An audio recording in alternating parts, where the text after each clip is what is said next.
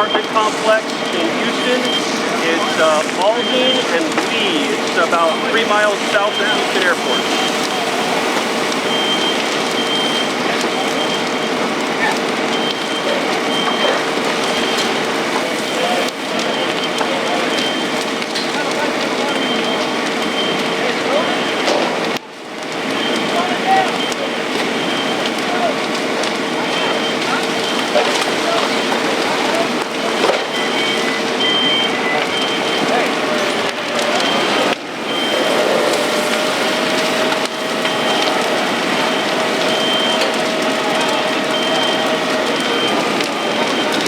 Not Westminster, it's in Houston.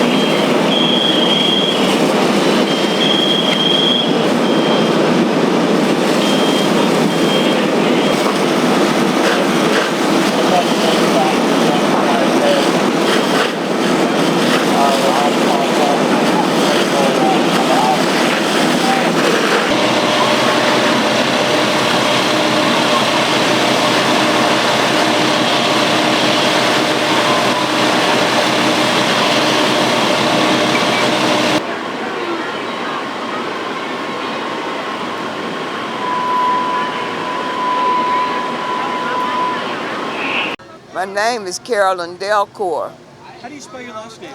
Dalcour, or Delcour. Thank you. So where are we and what happened? Baby, your guess is good as mine. All I know, somebody was bamming and telling us to get out.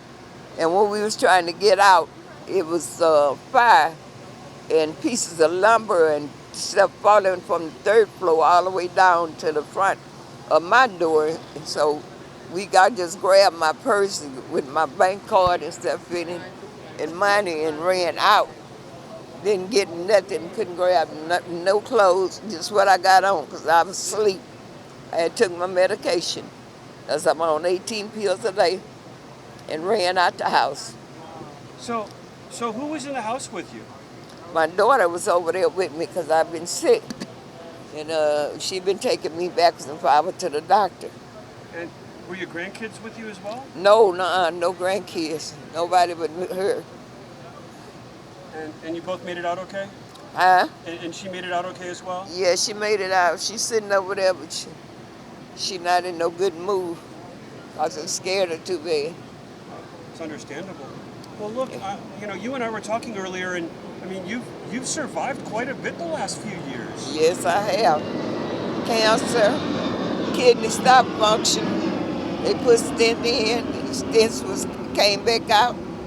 And by the grace of God, my kidney started back to function on its own. And I'm going now. I had 5 doctor's appointments last month.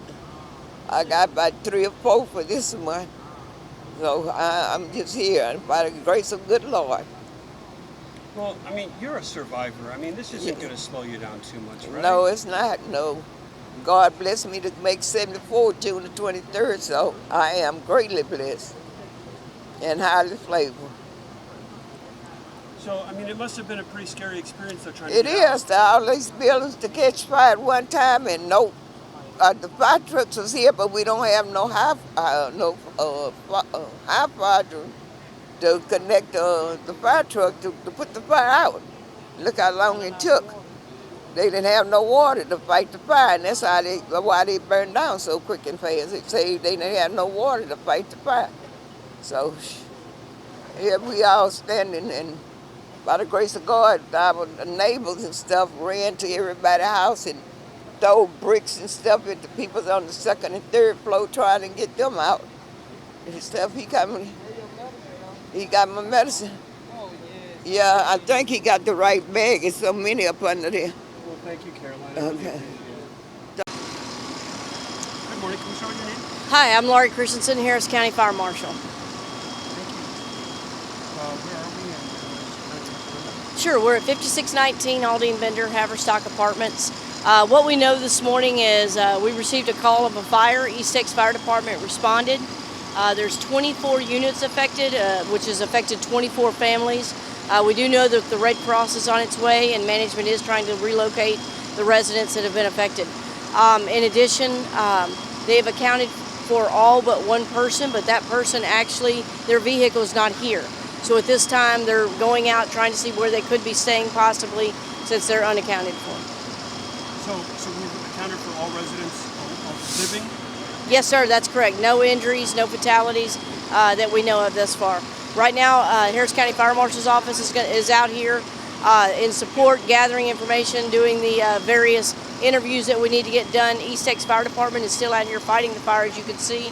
It was a 2-alarm fire, and then we should expect that they'll be out here quite a while putting out hot spots. Cause and origin, do we have any of that? We don't have that. It's going to be a little while before we can actually make entry. As you can see, they're still putting out those hot spots, so we don't know. Like I said, the investigators are out here doing their interviews, trying to find out all the information that we can to start our process. Do we have any idea how many people are expected to be displaced at this time? We know out of the 24 families, there's 27 people that live within the 24 units.